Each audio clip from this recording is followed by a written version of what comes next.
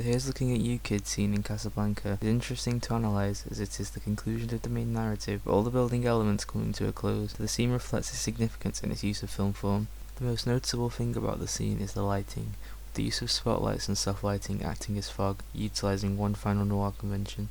The fog also casts Rick in light for once, reflecting his newfound positive attitude, attributed to him finally doing something he can see as good and having an impact on the efforts of the resistance.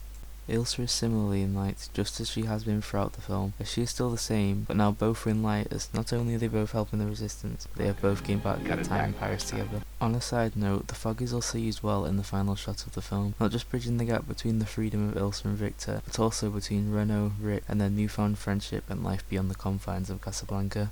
Though subtle, the lighting within the scene definitely complements the anti-war and pro-resistance sentiment that can be found throughout the film, with its use of lighting to signify barriers, growing threats, and a general sense of hostility that is found in everyone but the central characters. The cinematography within the scene is also well done, being one of the most visually striking scenes throughout the entire film. The shots are deceptively precise in terms of framing, with all the different angles, camera movements and zooms hitting us exactly where we need to be throughout the scene. It allows for the reactions of all three characters to be seen, and showcases the adoration that Rick and Ilsa have now regained for each other. The editing within the scene is also well done, with the shot reverse shots complementing the expressions and reactions, and the cutting to different shots done smoothly.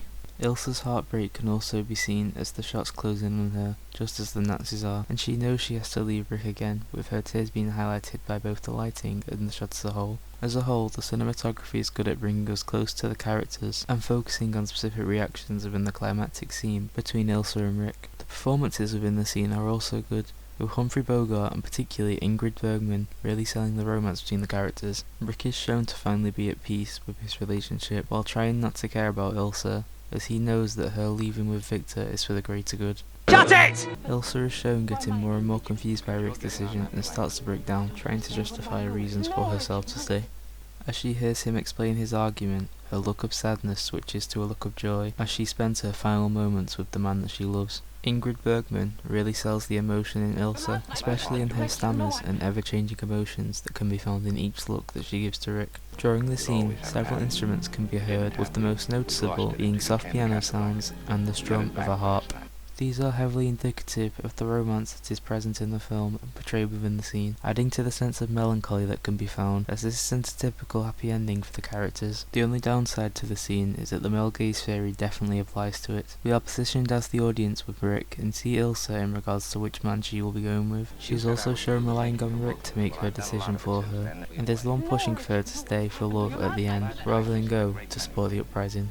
She is also shown crying while pleading for Rick to stay, while he's not. Even when both characters are lit using soft lighting, the lighting is softer on Ilsa to draw the male gaze towards her, and she is shown with bright lipstick.